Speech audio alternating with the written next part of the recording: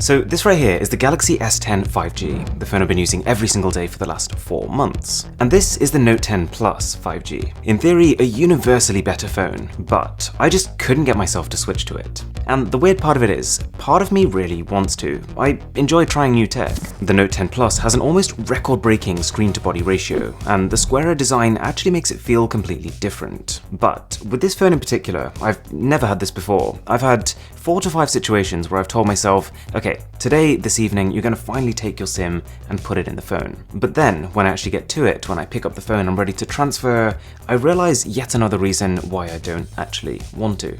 Also, massive shout out to Surfshark VPN for sponsoring this video. It's a beautiful device. Literally, the first thing everyone says when they see it is, wow, that display. It's got an upgraded vibration motor, it has more RAM and an even faster chipset versus my S10 5G. And on top of all that, it's right here. It's not like I'm debating whether or not to go out and buy the phone.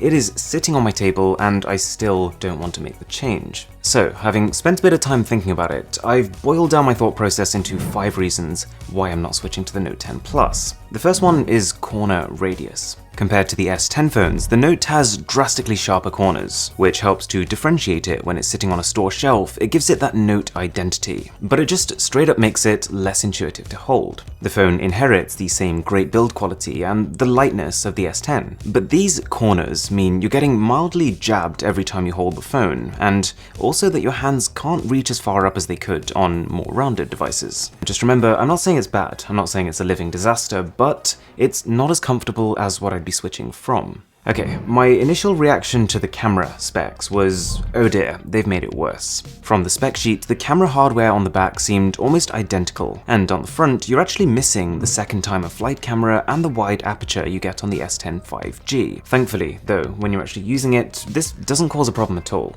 The edge detection when taking portrait mode shots is great on the Note, and even without the 3D depth camera, it can still take live focus video with an indistinguishable level of quality. That said, this makes it effectively the same camera experience, not a better one, and definitely not a reason to upgrade. The Note 10 doesn't have a headphone jack, and as a tech YouTuber, as someone who spends a long time looking at tech-related comments, I would guess I see 60 to 80 people complaining about this every single day. And I completely get it. It's not a deal breaker for me, I could live without the headphone jack, but it's a preference. The way I usually use earphones is I have a primary wireless pair I always keep with me, which right now is this set from One More. And then I usually carry a second cheap pair of wired earphones, the backup. It's just reassuring to know that if you do forget to charge your wireless earphones, or you're in for a really long journey, then you're always at least going to have something to use if you've got a wired pair. But yeah, I'd be willing to live without the jack if it weren't for the next 2 things. The Note 10 Plus has a sizable 4300 mAh battery. It's tough to complain about something like that. But A, it is smaller than the 4500 mAh one on this phone, and more importantly, B, the Note drains battery faster. You might have already seen the battery test I made, and one of the most interesting findings was that the Note ran out even before the standard Galaxy S10 Plus, which has a 4100 mAh cell. The combination of this massive display with an S Pen, if you're going to use it, means that the Note 10 Plus has the capacity to eat through battery. And so, whilst 4300 mAh is a great capacity, your end battery life is only going to be good. Now, there are 2 reasons why the battery in this phone isn't as big as it could have been: 5G and the S Pen. And I gotta say, 5G is exciting.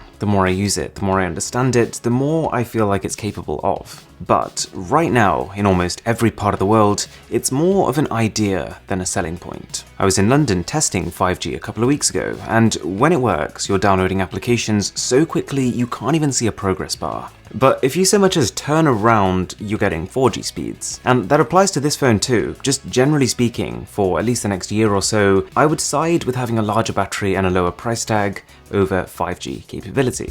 Also, with these Samsung phones, the 5G you are getting is powered by the Snapdragon X50 chip, at least for now, which consumes a little bit more power than Huawei's Balong 5000. It is smaller than Huawei's, which is a good thing, but Huawei's is a multi-mode chip. It combines 2G, 3G, 4G, and 5G into one unit, which means when you're switching between them, which you're going to be doing a lot of in the current state of 5G, you save power. Qualcomm's solution has one chip for 5G only, and then each each time you enter and leave a 5G area, it effectively shifts gear between the 5G component and then the chip that handles 4G, 3G, and 2G. And as far as the other reason for that smaller battery, the S Pen, it's really, really good. The air gestures they've added on this particular iteration, I could live without. But that doesn't change the fact that this is a product of many rounds of refinement. It is beautifully smooth and tactile, and the fact that you can convert written text into editable text is amazing. The only gripe I have at all with it is that I just don't feel compelled to take it out and use it. I just feel like the typing experience on phones has gotten better faster than the writing experience, and